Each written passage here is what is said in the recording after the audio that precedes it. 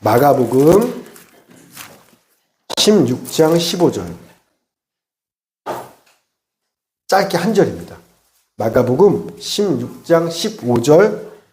신약성경 85페이지. 신약성경 85페이지. 마가복음 16장 15절입니다. 신약성경 85페이지. 마가복음 16장 15절.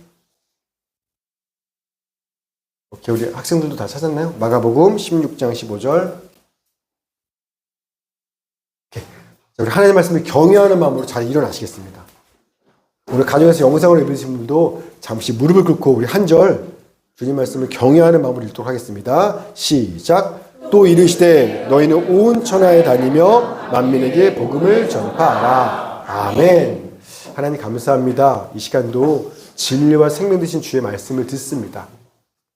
귀로만 듣고 흘려보내는 것이 아니라 말씀은 인격이신 예수님이시니까 주님을 만나는 시간 되게 하여 주시옵시고 예수를 만남으로 우리의 삶이 선교자의 삶으로 변해갈 수 있도록 성령께서 역사하여 주시옵소서. 감사드리며 예수님의 이름으로 기도했습니다. 아멘. 아멘. 자리에 앉으시겠습니다.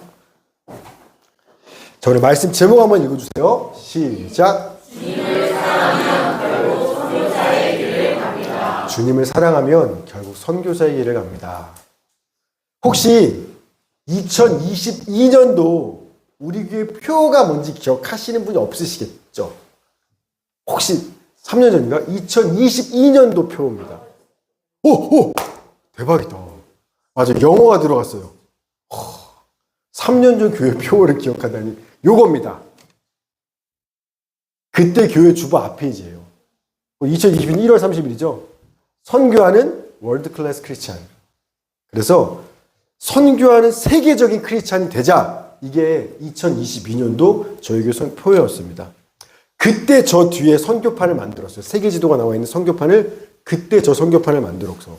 그리고서 2021년 7월 방글라데시 안생명 선교사님을 파송했고 2022년 2월 튀르키예 곽중현 선교사님을 파송했고 2024년 3월 독일의 김시정 목사님을 파송했고 그 외에 파라과이, 인도네시아, 북한까지 전 교인이 한 나라씩 선교지를 정해서 기도와 재정으로 하나님의 선교에 동참하는 시간들을 지금까지 4년째 저희가 해오고 있습니다. 뭐 그뿐만 아니죠. 그뿐만 아니라 저희는 매월 마지막 주일을 선교주일로 정해서 각 가지별로 매월 매월 마지막 주는 그 나라를 위해서 선교사님들을 위해서 늘 기도하는 시간을 갖습니다. 저희 파라과이 선교사님이 그러시더라고요. 뭐 자주 얘기하시죠. 자기가 미국에 있는 여러 교회들을 돌아다녀 봤지만 1년에 한두 번 선교주일이 아니라 매월 마지막 한 달에 한 번씩을 매주 월마다 선교주일을 정해서 지키는 교회는 처음 봤다고. 그래서 오셔서 선교사로서 되게 감격스러워 하셨죠. 와, 한 달에 한 번 선교주일을 보내는 교회가 있다니 되게 고맙다고요. 또 재밌는 얘기를 하나 하자면 지지난주 오신 신천지 분들 말고 재작년에 오셨던 신천지 집사님들이 저랑 한 1년간 교제했던 그분들이 저를 전도하겠다고 교회에 처음 오셨을 때 그때 저 뒤에 선교판 딱 보고 저희 교회 주보를 보고 나서 이 교회 이 목사님은 선교에 관심 있는 교회구나. 그걸 아시고서 계속 저한테 선교 전문가를 소개시켜 주겠다는 겁니다. 신천지 선생님들이죠. 그래서 제가 한 두세 번 만난 것 같아요. 뭐 안산시 누구 선교 뭐 담당 누구 소개 얼마 돼서 만났는데 뭐 다 선생님들 신천지 선생님들이요. 그래서 그런데 그분들의 거짓말이 들통났죠. 왜냐하면 뭐 고려인 선교 단체다 뭐 얘기했는데 제가 다 아시는 부분들이거든요. 그분을. 그래서 그럼 그분 아세요? 했더니 당황하시더라고요. 이런 시간들도 있었죠. 그래서 신천지가 보기에도 이 교회는 선교하는 교회구나. 실제 우리 교회 예산 중에서 가장 많은 지출을 하는 항목이 선교비죠. 작년 한 해 선교비만 4천만 원 이상을 했으니까요. 이 작은 교회에서. 아이들까지 다 해봐야 저희가 한 41명 될까요? 그런데 이 작은 교회에서 작년에는 인도네시아로, 올해는 방글라데시로 매년 선교를 나갑니다. 그러니까 어느 면에서 보든지 간에 우리 교회는요, 선교하는 교회처럼 보입니다. 제가 뒷말이 좀 씁쓸하죠. 선교하는 교회입니다 해야 되는데 선교하는 교회처럼 보입니다. 제가 왜 이렇게 얘기하냐면, 세상 사람들 보기에는, 이 교회는 진짜 선교하는 교회구나요. 그런데 정말 우리의 마음과 중심을 보시는 하나님 보시기에도 우리 교회가 진짜 선교하는 교회일까? 라는 질문을 제가 저 담임 목사로서 스스로 저한테 했는데, 죄송하고 부끄러웠어요. 과연 지금 내 마음이, 내 삶이, 내가 하는 목회의 중심이, 내가 매일 간절히 원하는 소원이 진짜 예수 그리스도의 복음을 땅끝까지 모든 민족에게 전하는 선교인가? 라고 스스로 점검하는데 부끄럽더라고요. 제 마음은 지금 딴 데가 있다는 걸 스스로 알겠으니까요. 여러분, 심지어 저도 방글라데시 비전 트립을 가니까 지난 한 달 동안 주중에도 인터넷으로 줌으로 한 달 동안 방글라데시 비전 트립을 준비했고 당장 이번 주에 떠납니다. 며칠 후면. 그런데요, 여전히 제 마음에는요, 선교가 제일 같지 않고요, 먼 나라 남의 이야기처럼 들려요. 가깝지 않습니다. 담임 목사 마음이 그러면 아마 여러분들 마음도 사실은 크게 다르지 않을 것만 같습니다. 그러니까 겉으로는 선교사를 얼마나 많이 파송했어요, 저희가 직접 파송한 선교사만 4분이세요.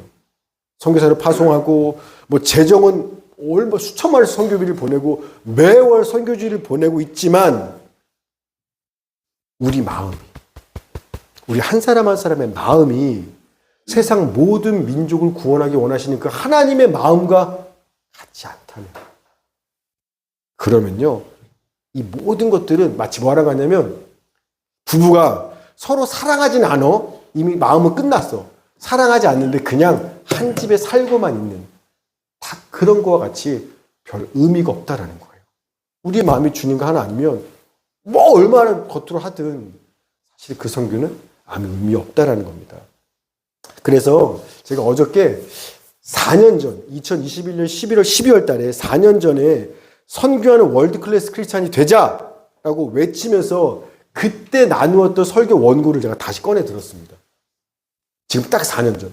그 원고를 제가 다시 읽는데 그 말씀에 제 마음이 다시 뜨거워지더라고요. 주님 말씀에.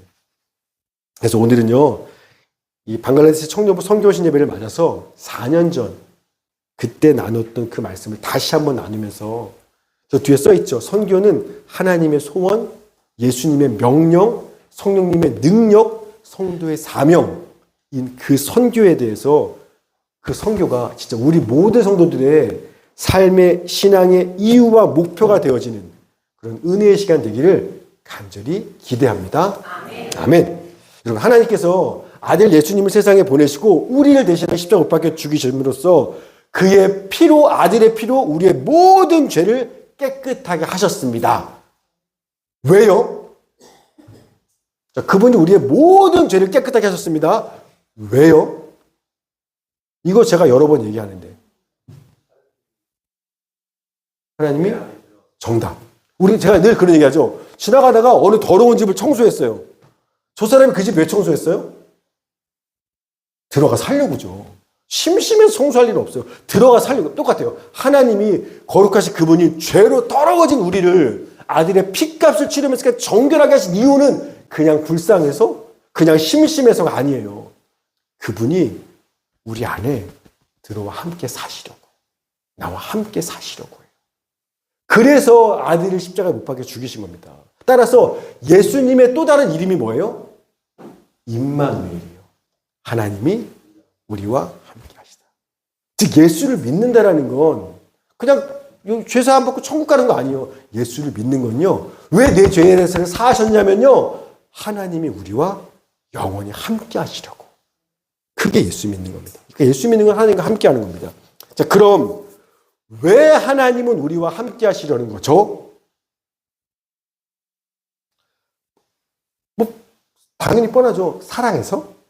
사랑하니까 결혼하는 거 아닙니까? 사랑해서 함께 하시는 거죠. 그런데 사랑하니까 그저 서로 얼굴만 쳐다보고 있자고 그러시려고 우리와 함께 하시는 건 아니에요. 사랑하는 우리와 함께 당신이 뭔가 하고 싶은 일이 있으셔서 우리와 함께 하시는 겁니다. 도대체 하나님이 우리와 함께, 사랑하는 우리랑 같이 뭐 하고 싶으실까요? 하나님의 소원이 도대체 뭘까요? 그게 마태복음 28장 19절 20절이죠. 유명한 말씀 봅시다. 시작.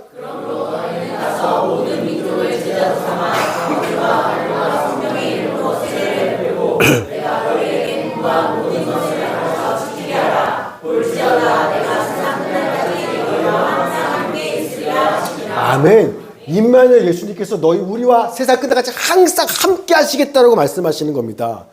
왜요? 뭐 때문에 끝날까지 우리와 함께 하신대요? 왜?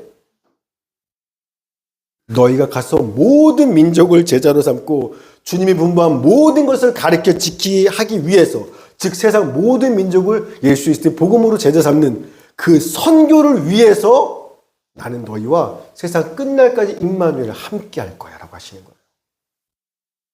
그거 하려고 땅끝까지 모든 민족의 복음을 전하는 선교하시기 위해서 세상 끝날까지 우리와 함께 하신다라는 겁니다. 함께 하신데 이유와 목적이 있는 거예요. 선교를 위해서인 겁니다. 지금 읽은 말씀을 지상명령이라고 하고요. 또는 그레이트 커미션, 그러니까 위대한 대위임령이라고 합니다. 이게 뭐냐면, 그러니까 예수님께서 하늘로 승천하시기 전에 나를 믿는 제자들한테 주신, 너네 이 땅에 아직 좀 살아야 되잖아? 이 땅에 네가 지상에 사는 동안 너희가 반드시 해야만 할 나의 명령, 내가 주긴 가장 중요한 사명으로 주신 게 요거예요. 여러분, 따라서 예수를 나의 주님으로 믿는다라는 건 단순히 나 이제 예수 믿으니까 죄사함 받았어, 언제 죽어도 천국 가, 할렐루야, 나 혼자 예수 믿고 구원받는 문제를 얘기하는 게 아닌 겁니다. 예수가 주인이 되는 순간 뭐예요? 세상 모든 민족을 제자로 삼으라는 이 선교 명령이 내가 살아가는 삶의 이유와 목적과 사명이 되는 것. 이게 예수 믿는 거예요. 여기에 충성하는 것, 이게 예수를 주님으로 믿는 겁니다. 주인이 종한테 준 명령이잖아요. 여러분, 아무리 입술로 주여 주여 말은 한다 할지라도 주인이 하는 명령, 주인이 하는 사명은 전혀 관심도 없어. 그러면 그 사람 주인의 종이에요, 아니에요? 아니죠. 그럼 주인과 종의 관계가 될 수 없는 거예요. 주님 앞에서 그 사람은요, 절대 주님은요, 그를 당신의 종으로 인정하지 않아요. 왜? 내가 준 가장 중요한 대위임령, 그레이트 커미션, 지상 명령에 순종하지 않았는데 어떻게 주인이 종이라고 인정하겠어요? 종 아닌 겁니다. 그러니까 예수 믿는 건 선교하는 거예요. 이 명령에 충성하는 거니까. 그런데 이건 아멘이지만, 그러나 아직 이 선교라는 말이, 이 선교가 마음에 와닿지 않는 분들이 대부분일 거예요. 제가 왜 대부분인지 아냐면 저도 그러니까요. 제 대학 전공이 뭔지 아십니까? 대학원? 선교학과예요. 제가 목회학과로 대학원을 입학했다가 1학기 마치고 선교학과로 전과했습니다. 왜냐하면 선교에 대한 비전 때문이 아니라 선교학과 애들이 착해서 이 목회학과 학생들이 좀 이기적이더라고. 막 나 목회 잘할 거야, 어떻게 하기, 이건데 이 선교학과 학생들은요, 제가 입학했더니 달라요. 이 친구들은요, 영혼 하나 나타나는 마음이 있어요. 그래서 다르구나. 제가 그래서 목회학과로 입학했다가 선교학과로 바꿨습니다. 그래서 3년간 선교학을 공부했어요. 그래서 선교가 얼마나 중요한지를 알겠어요. 자, 그런데 아직도 제 마음속엔 선교라는 건 선교사로 부름받은 특별한 어떤 사람들, 그 사람들이 하는 것이지 나처럼 그냥 목회하는 사람, 우리처럼 그냥 평범한 성도들은 그냥 구원받은 거에 감사하면서 하나님 사랑하고 이웃 사랑하고 착하게 살면 되는 거 아닌가? 이렇게 살면 되는 거 아니야? 신앙생활이라는 건 그냥 하나님 사랑 이웃 사랑하면 착하게 살면 되는 거 아니야? 선교는 선교사들이 하는 거고, 이렇게 그냥 생각하면 신앙생활 한다는 겁니다. 요한복음 13장 34절 시작.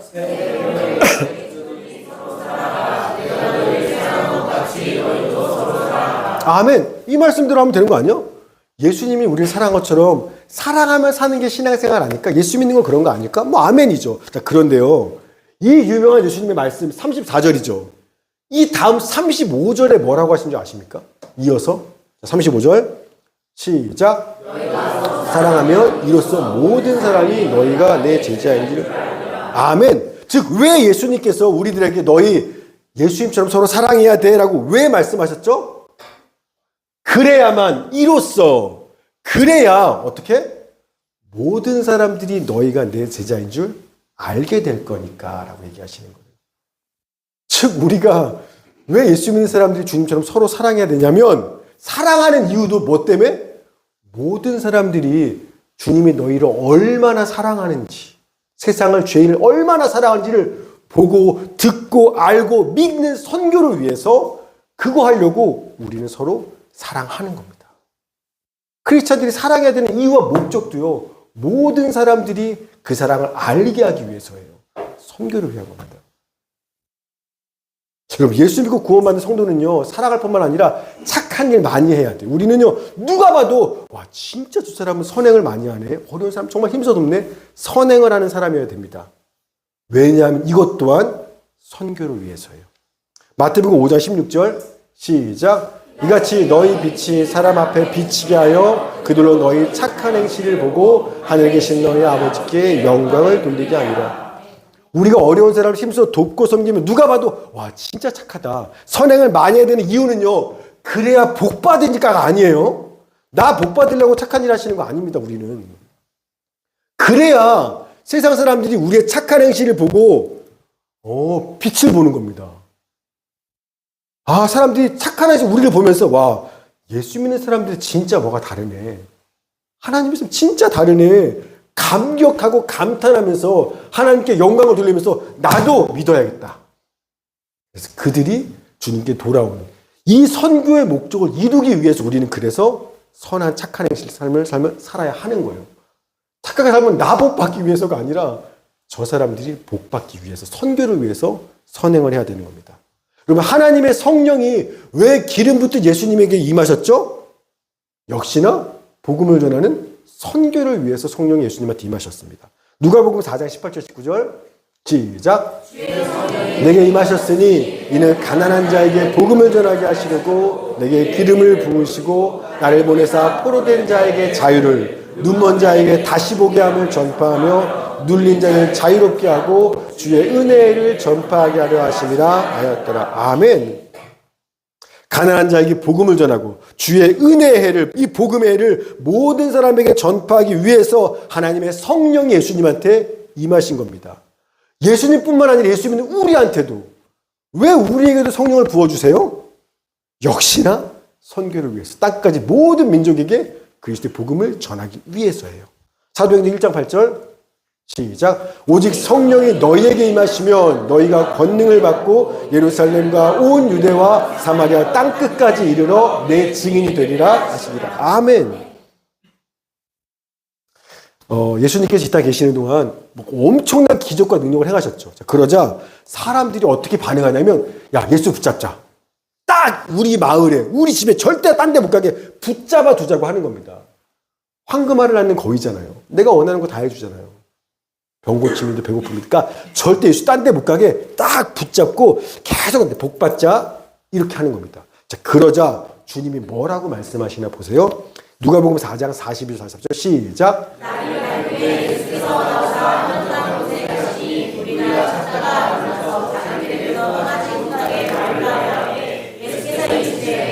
다른 동네들에서도 하나님 나라의 복음을 전하여야 하리니 나는 이 일을 위해 보내심을 받았노라 하시고 갈릴리 여러 회당에서 전도하시더라. 아멘.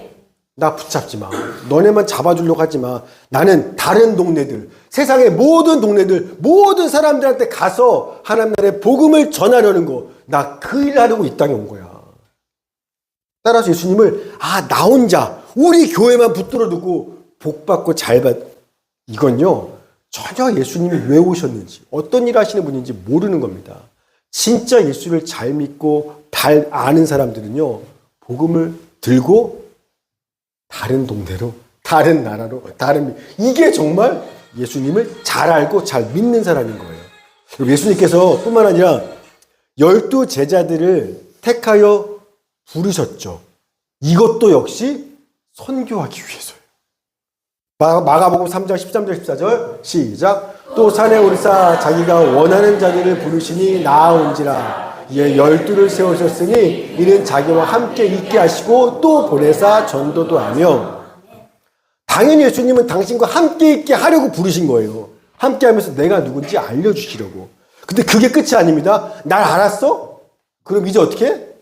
이젠 보내서 그들을 세상에 보내서 예수 그리스도가 누구신지 복음을 전하는 전도와 선교를 시키시기 위해서 이거 보내려고 부르신 거예요.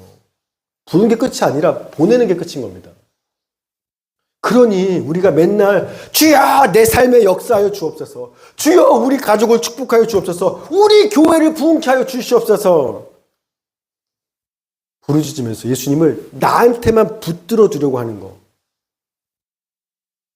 복음을 들고 다른 동네로, 다른 나라로, 다른 민족에게로, 세상으로 선교하러 나가지 않는 거, 이건요 예수님이 누구신지, 그가 왜 세상에 오셨고 왜 나를 구원하셨고 왜 나를 주의 종과 제자로 부르셨고 내게 무슨 명령과 사명을 주셨는지 전혀 모르는, 관심도 없고 충성도 하지 않는, 진짜 주님하고는 아무 상관없는 잘못된 신앙생활을 하는 겁니다. 주여 나를 축복하소서, 주여 우리 가족을, 주여 우리 자식을, 주여 우리 교회를, 나 주님 거기 붙잡아 두는 거, 열정적인 신앙 같지만 사실은요 정말 주님하고는 잘못된 길을 가는 거예요. 내가 아는 그 주님을 붙잡고 사실은 나가야 진짜 주님의 뜻에 합당한 겁니다. 그때 성령이 역사하시고 그때 주님이 하시는 기적들을 거기서 경험하는 거예요. 근데 맨날 나만 붙잡고 기도하니 수십 년 신앙생활해도 제자리예요. 뭐 은혜가 없는 거예요. 여러분, 마음과 뜻과 힘을 다해 하나님을 사랑하는 거, 이건요 예수 믿고 구원받은 우리 모두의 특권이자 의무죠. 볼까요? 마태복음 22장 37절 시작. 내 마음을 다하고 목숨을 다하고 뜻을 다하여 주 너희 하나님을 사랑하라 하셨. 아멘. 자, 그런데요, 이게 당연히 하나님을 사랑하는 거 힘을 다해서 우리가 할 일 있죠. 아멘. 자, 그런데 하나님을 사랑한다는 게 뭘 어떻게 하는 거예요? 교회 열심히 다니고 예배 안 빠지고 헌금 많이 하고 막 봉사하고, 이게 하나님을 사랑하는 걸까요? 예전에 한 청년 자매가 있었습니다. 그래서 싱글이었는데 이 친구가 이삿짐을 나르는데 제가 도와주러 갔어요. 그래서 이삿짐을 짐을 들고 그 집에 올라온 작은 원룸인데 그 원룸 안에 예쁜 책상, 막 진짜 비싼 삼성 공기청정기부터 온갖 새 것들이 가득한 거예요. 그 좁은 원룸 안에 가득히 물건들이. 그래서 내가 야 이게 뭐야? 야 너 혼자 살면서 이 좋은 것도 뭐하러 다 사다 놨어? 아깝게 돈 여기다 왜 썼어? 그랬더니 목사님 제가 산 게 아니라요 오빠가 사준 거예요. 이때는 오빠, 지금 남편이에요. 지금 남편인데 그때는 오빠예요. 연애하는 오빠가 사준 거예요. 오빠가 이거 사주면서 내가 너를 얼마나 사랑하는지 알아? 나 지금 얼마나 힘든 형편에 불구하고 이 최신 것들 다 너한테 다 내가 막 돈으로 다 해줬어. 이만큼 내가 너 사랑한다고 말한다는 겁니다. 근데 그 말하는 그 자매 표정이요 안 좋아요. 어두워요. 그러면서 혼잣말로 뭐라고 하냐면 제가 원하는 건 이런 게 아니라, 최신 이거 사주는 게 아니라 내 말을 좀 들어주는 건데, 오빠가 내가 하는 말을 좀 귀담아 들어주고 내 마음을 좀 헤아려 주는 건데, 그게 진짜 나를 사랑하는데 오빠는 자꾸만 나를 사랑하니까 하면서 막 최신 뭐 다 돈으로 쏟아붓는 겁니다. 그러면서 되게 사랑받는데 되게 우울해 보이더라고요. 여러분, 우리는요 사랑을 해도 내 방식대로 합니다. 부부간에도 그렇고요. 자기 방식대로 사랑이죠. 부모 자식 간에도 자기 방식대로. 그러니까 부모는 널 사랑해서 하는 거야 라고 하지만 아이들 입장에서 전혀 사랑받는 느낌이 없는 거예요. 다 자기 방식대로 사랑을 하니까. 근데요 성경에서 말하는 사랑은요 철저하게 뭐냐면 자기 방식, 자기 스타일이 아니라 자기 부인의 사랑이에요. 내 방식, 내 생각, 내 스타일, 내가 원하는 걸 철저히 부인하고 상대방이 원하는 게 뭔지를 보고 그걸 해주는 게, 그게 성경이 말하는, 그걸 보고 사랑한다고 말하는 겁니다. 여러분, 하나님을 사랑하는 것도 똑같아요. 다들 저한테 제가 목회하면서 가장 많이 들은 말이 뭔지 아세요? 목사님, 제가 로또만 되면 또는 이것만 대박 나면 제가 예배당 지어드릴게요. 3층짜리 건물. 그리고 또 우리 승민이가 했던 말. 목사님, 제가 대박 나면, 목사님 뭐 해준다 했지? 얘기했잖아. 차 바꿔준다 그랬잖아. 카니발 신형으로 해준다 했잖아. 옵션 다 넣어서. 요런 이야기들.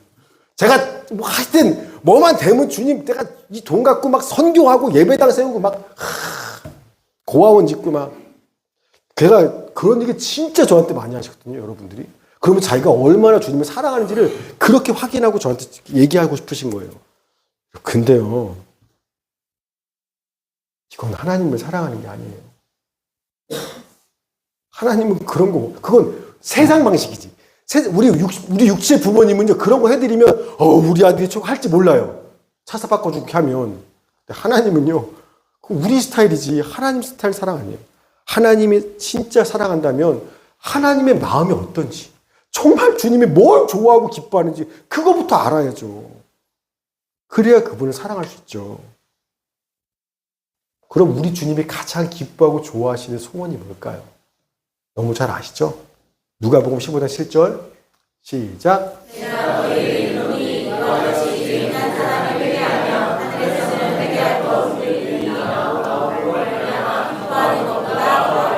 아멘. 아직 예수 그리스도의 복음을 들어보지 못한 사람, 여전히 죄 가운데 있는 그 죄인 한 사람이 십자가의 복음을 듣고 내가 그렇구나 회개하고 주님께로 돌아오게 되는 거. 복음을 전하는 선교보다 주님이 더 기뻐하시고 춤을 추는 일은 없는 겁니다. 이건 마치 뭐랑 같냐면 여러분, 부모가요 자식을 잃어버렸어요. 자식을 잃은 부모한테 억만금의 돈을 준 의미가 있습니까? 자식을 잃어버린 부모한테는요 최신 아무 의미 없어요. 자식의 부모한테는요 그 잃어버린 자식을 되찾는 것보다 더 기쁘고 더 간절한 소원은 없는 겁니다. 그러니 내가 주를 위해서 뭐 예배당 짓겠습니다. 주를 위해서 고아원 선교하고 주를 위해서 막 내가 하여튼 그런 거 말고요. 그런 거 말고 정말 하나님을 사랑하는 사람이라면 응당 내 마음과 뜻과 힘을 다해서 주님이 기뻐하시는 복음을 땅끝까지 전하는 그 선교에 힘을 다하는 거. 그게 진짜 하나님을 사랑하는 겁니다. 그래서 하나님을 사랑하고 또 그분이 누군지를 점점 알게 되면 결국에 들어설 수밖에 없는 어떤 문이 있는데 그 문이 선교의 문이에요. 하나님을 사랑하면요, 그 하나님이 세상을 이처럼 얼마나 사랑하시는지 알기 때문에 가만 못 있어요. 결국에 나도 그 선교자의 길을 갈 수밖에 없게 되는 겁니다. 물론 시간차는 있어요, 사람에 따라서. 그러나 결국에 주님을 사랑하는 게 진짜라면 그 사람은요 언제 될지 모르겠지만 마지막 종착지는요 주의 복음을 땅끝까지 전하는 선교사의 길을 가게 되는 거예요. 그 김병삼 목사님 만나교회 아시죠? 우리 주님 오스왈드 주님의 최고봉 클럽 쓰셨던 그 목사님의 누님 이야기가 저한테는 늘 가슴에 깊이 남습니다. 그 누님이 미국에 이민 가서 미국 시민권 받고 사업을 잘 돼서 정말 편안하게 잘 사셨어요. 근데 어느 날 40이 넘은 나이에 갑자기 누님이 동생한테 자기 신학 공부하고 싶다고, 주님을 더 알고 싶다고 신학 공부하겠다는 겁니다. 그러니까 목사님 입장에서 누나, 우리 아빠도 목사고 동생도 목사인데 굳이 누나까지 신학해서 목사할 필요 있어? 그냥 평신도로 사업 잘해서 헌금 많이 하고 이렇게 교회 봉사 열심히 하면 그럼 주님의 일인 거지 굳이 그럴 필요 있어? 싶은 겁니다. 근데 어쨌든 그 누님이 주님을 더 알고 싶어서 신학을 했어요. 그리고 목사가 됐습니다. 근데 목회 좀 하시다 말고 갑자기 이번엔 선교사로 나가신다는 거예요. 아마 나이비 50가 넘으셨을 거예요. 40 넘어 신학했으니까 선교사는 50 넘어 나갔을 겁니다. 그 얘기 들으니까 또 동생 입장에서 그 나이에? 50 넘어서 환갑 다 돼가는 사람이 뭐하러 선교를 가? 굳이 선교를 가야 되겠어? 이해가 안 갔다라는 거예요. 근데 어쨌든 누님이 선교 가신 곳이 볼리비아입니다. 어디냐면 파라과이 옆에 있더라고요. 남미에 파라과이 옆쪽에 있더라고요. 좀 찾아봐서 볼리비아는 난 모르니까. 그래서 누님이 여기 선교하는 곳에 계시니까 김병상 목사님이 친한 목사님들 몇 분하고 함께 누님이 선교하는 볼리비아를 방문했습니다. 한국에서 가는데 40시간 걸린대요. 40시간. 거의 이틀이죠. 풀로. 40시간 걸려서 볼리비아 왔는데 이 공항에 있는 수도가 라파스라는 곳인데 거기 공항에 도착하자마자 앞에 공항 갔더니 공항 앞에 산소통이 공항이 있더래요. 쭉. 뭐냐면 이 공항에 있는 곳이 해발 4,000m입니다. 우리나라 한라산이 1950인가 그렇죠? 한라산의 2배보다 위에요. 그러니 그냥 수도공항에 도착하자마자 다들 숨쉬기가 어려워요. 실제로 어느 나라 대사는 볼리비아 파견하자마자 그 공항에서 곧바로 돌아가신 분도 있대요. 그만큼 그냥 숨쉬는 것 자체가 힘든, 머리가 너무, 고산 산소가 희박하니까 머리가 너무 아픈 겁니다. 그리고 같이 갔던 목사님 일행들 중에서도 한 분은 가만히 있다 갑자기 코피가 쏟아지기도 하고, 또 어떤 분은 갑자기 쓰러져서 산소가 부족하니까 실려가기도 하고, 그리고 당신도 한 주를 갔다 왔는데, 한 주가 있는데 진짜 그냥 있는 것만 해도 계속 머리는 아프지, 막 멀미 나지, 어제부터 죽겠다라는 고산병으로. 그래서 제발 한 주가 빨리 지나가라. 그리고 한 주가 지나고 나서 드디어 공항 떠나는 날 비행기에 딱 앉았는데, 이제 살겠다, 이제 살았다. 근데 난 살았다는 그 순간에 누가 떠올라요? 나는 선교한 것도 아니라 그냥 한 주 거기 숨 쉬고 있는 것만도 나는 고통스럽고 떠나고 싶은데, 나보다 나이도 훨씬 많은 누나는 여기서 한 주가 아니라 죽을 때까지 평생을 이 사람들에게 복음을 전하는 선교 활동을 하면서 살아야 하는구나. 그 생각이 드는데 울컥했다라는 거예요. 사실 저도 이게 공감 가는 게, 저희가 이번에 방글라데시 가잖아요. 방글라데시가 제일 안 좋은 게 뭐예요? 공기예요. 최악입니다. 그래서 한 해에 공기가 안 좋아서 죽는 사람이 수십만 명이에요. 그래서 저희가 한 주 가면서 막 94 마스크부터 공기 안 좋고 어떡하냐 막 걱정했어요. 제가 그거 막 신경 쓰고 있는데 갑자기 생각 드는 게, 잠깐만, 우리 안생명 선교사님과 그 어린 자녀들은 거기서 지금 몇 년째 살고 있구나. 앞으로도 주님이 허락하시기 전까지는 거기서 선교사 혼자가 아니라 사랑하는 아내, 그 아시죠? 그 애기도 얼마나 어린지, 그 피떡이 때 갔잖아요. 우리 교회 왔었으니까. 그 어린 아이들이 거기서, 제가 공기 나쁘니까 마스크 챙겨야 돼, 막 이런 것들이 되게 순간에 너무 부끄러워지더라고요. 거기 그렇게 하는 거예요. 여러분, 지금 이 목사님이나 그 선교사님들이 이해가 되세요? 미국 시민권자에, 잘 나가는 사업에, 편안하게 잘 살던 분이 그냥 교회 안 다니고 있었잖아요. 예수 믿잖아요. 근데 그거 다 굳이 포기하고 나이 40 넘어서 신학에, 나이 50 넘어서 선교에, 숨도 못 쉬고 머리 아프고 그곳에 나간다는 게 도대체 무슨 생각이야? 무슨 마음으로 이렇게 선택을 하시지? 이해가 좀 되세요? 공감이? 제가요, 옛날에는요, 이런 분들의 이야기 들으면 이해도 안 되고 공감도 안 됐어요. 그냥 어떻게 생각했냐면, 그래, 특별한 분들이 계시지. 하나님의 특별한 부르심 받는 분들이 계시지. 이야, 대단하신 분이야. 제가 감탄하면서 그냥 존경의 박수만 쳐요. 나는 예수 믿은 이유가 내가 이 땅에서 조금 더 편안하고 풍족하고 잘 살기 위해서 난 예수 믿고 신앙생활 하는 건데, 와, 이분들은 똑같은 예수를 믿는데 진짜 왜 이렇게 사서 고생을 할까? 이해가 안 돼요. 근데 그 대단한 건 알겠고 그냥 이해는 못하겠고 훌륭하시네. 근데요, 언제부턴지는 모르겠지만 제가요, 조금씩 그 김병상 목사님 누님이 이해가 돼요. 제가 예전보다 주님을 조금 더 알게 되고, 제가 이전보다 아는 만큼 조금 더 주님을 알게 된 만큼 조금 더 이전보다 사랑하게 되면서요, 언제부턴지는 모르겠지만 조금씩 내가 편하고 쉽게 사는 것보다 어떤 희생과 대가를 좀 치르더라도 내가 사랑하는 주님을 기쁘시게 하는 삶을 살고 싶다라는 제 마음의 소원이 제 안에 언제부턴가 생겼어요. 뭐 하루아침은 아니지만 진짜 물들듯이 제 안에 생겼어요. 그리고 그게 저한테요, 훨씬 더 행복해요. 어쩌면 그 마음이었기 때문에 호주 영주권대표가 들어왔었겠죠. 지금도 더. 왜냐면 이게 더 남들 보기엔 손해나고 많이 났을 때 이게 주님을 기쁘게, 이게 되게 또 나한테는 더 좋고 행복해졌어요. 그러다 보니까 주님이 가장 기뻐하시는 일, 주님이 나와 함께하고 싶은 그 일, 세상 모든 사람들에게 복음을 전하는 그 선교의 사명에 언제부터 저도 모르게 자연스럽게 한 발, 두 발, 발을 담그고 빠져들게 되더라고요.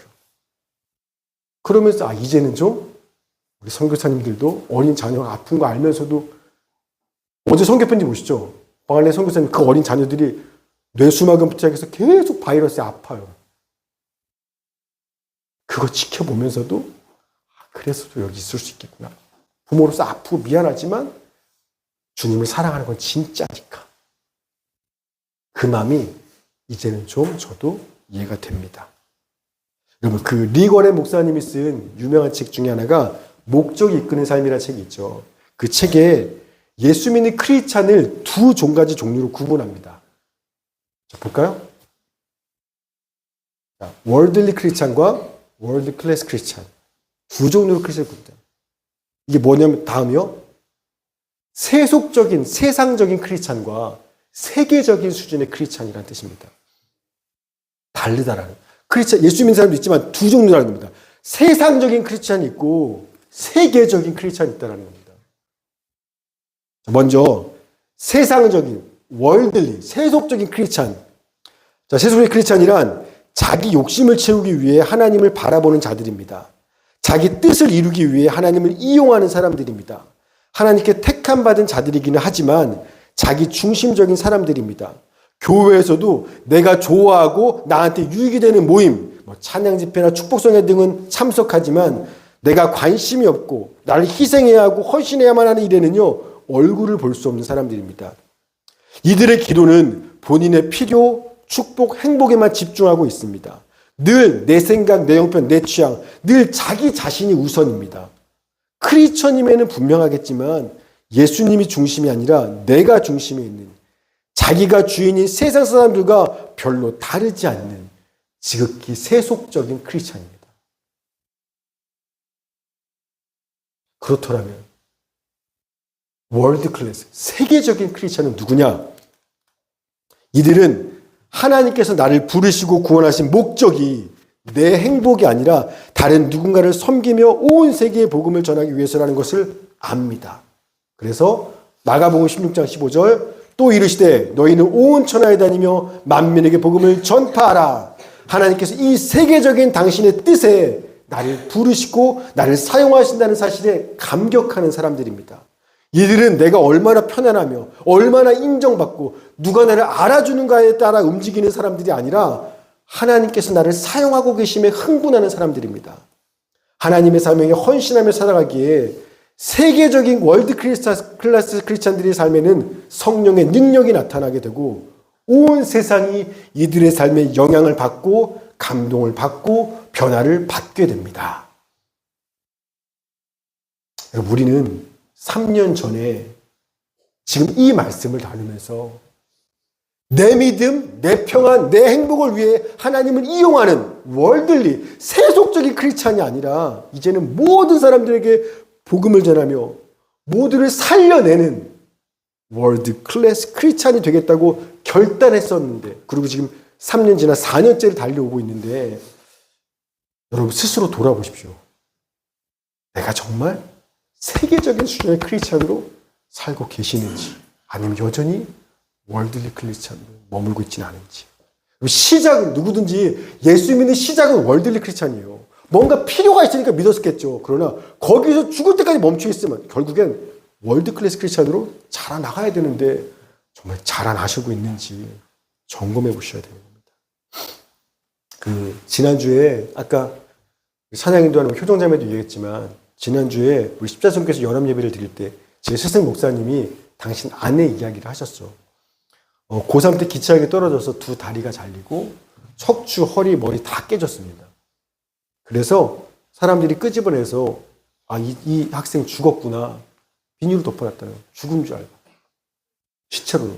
그런데 목사님의 아빠가 보서 보니까 아직 숨이 붙어 있어요. 미약하지만. 그래서 목사님과 온 성도들이 그 미약한 숨을 보고 하나님, 남들은 죽었다고 말하지만 살려주세요. 아직 숨이 붙어 있어요. 살려주세요. 그리고 사셨고 지금은 뭐 장애인 쪽 사역에 진짜 유명하신 분이 됐습니다.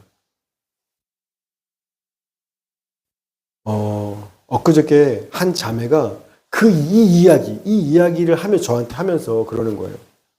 지금 우리 곁에도 세상 사람들 보기엔 죽은 사람이야. 저 사람 죽었어. 가망 없어. 아유, 병들었어. 싸부짝이 쓸모없어.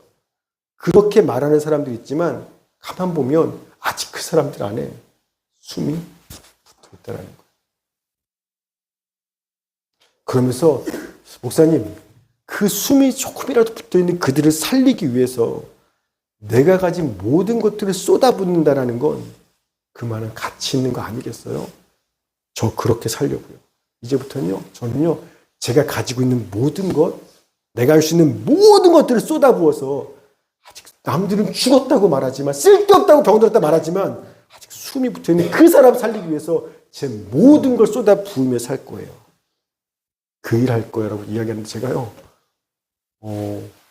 진짜 망치로 한 대 맞은 것 같았어요. 주님이 저한테 정신 차려 때리시는 것 같았어요. 똑같은 설교를 들었는데 저는 그걸 제 삶으로 연결시키지 못했거든요. 그러면서 이 친구가 진짜 주님을 사랑하는 거예요. 그 사람들 사랑하는 거 아니에요? 정말 주님을 사랑하는 거예요. 그리고 진짜 주님을 사랑하는 사람들은 누구라도 정말 예수님처럼 남을 살리기 위해서 얼마든지 나를 죽이고 헌신하는 그 선교사의 길을 가게 되는 거구나. 그걸 제가 다시 한번 깨닫게 되었습니다. 사랑하는 착한 유식교 여러분, 우리 교회가 선교사 몇 명을 파송했고, 선교비를 얼마나 하고, 뭐 선교주의를 얼마나 자주 지키고, 우리 이런 것들 자랑하지 말고, 우리가 주님을 얼마나 사랑하는지를 좀 자랑합시다. 우리가 주님을 얼마나 사랑하는지 그 사랑하는 삶을 시작합시다.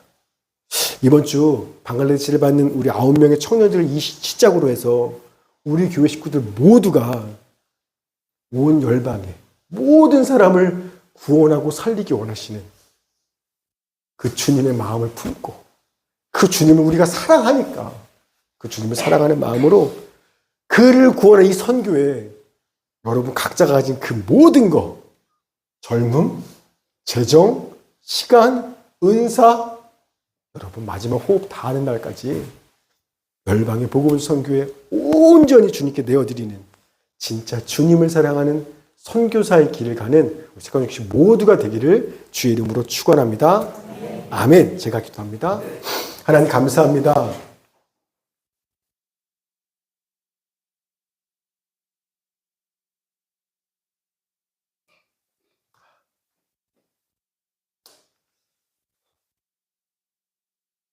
진짜 세상에 먼지만도 못한 나를 주님의 자녀 삼으시고 구원하신 것도 다 할 수 없는 은혜인데 하나님이 뭐가 부족하셔서